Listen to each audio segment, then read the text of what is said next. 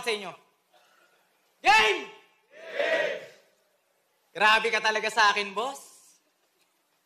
Gusto mo na talaga ako matodas? Pagkatapos mo kung ibigay kay Nikki, binigay mo naman sa akin si Jake Cyrus. Charis! Hindi! Lalaki yan si Jonas. Kasi di ba nakwento mo sa akin dati na nagka-jowa ka ng bakla? At sa sobrang komportable mo sa kanya, natsupa mo siya nang hindi mo sinasadya.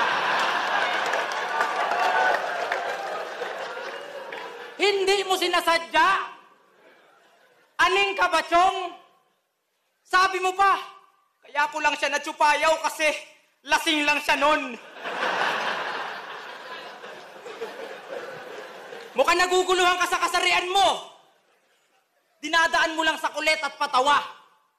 Sige nga, Jonas, kung straight ka talaga, tignan mo ko ng diretso sa mata.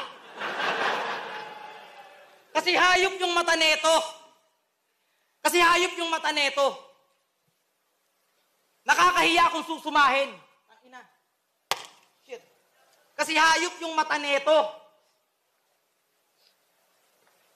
Ben? Shit.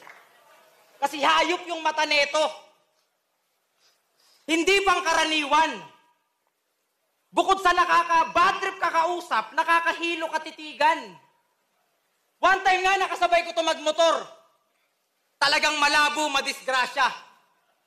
Google Map lang yung kasama. Nakatingin na siya sa mapa, nakatingin pa sa kalsada.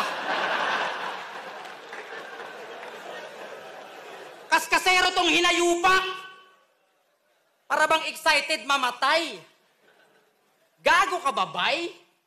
Kumpiyansa kasi yung side mirror nasisilip niya ng sabay.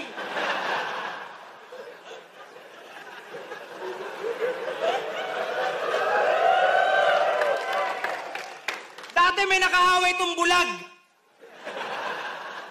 Kahit di siya inaano.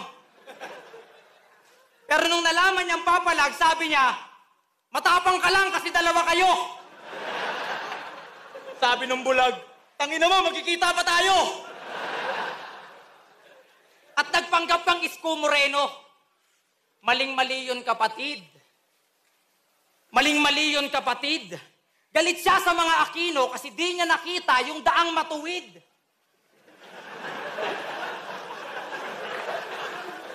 Pero sikat na to si Jonas. Kanta neto, sinasound trip na mga lasinggero habang yung pulutan latundan.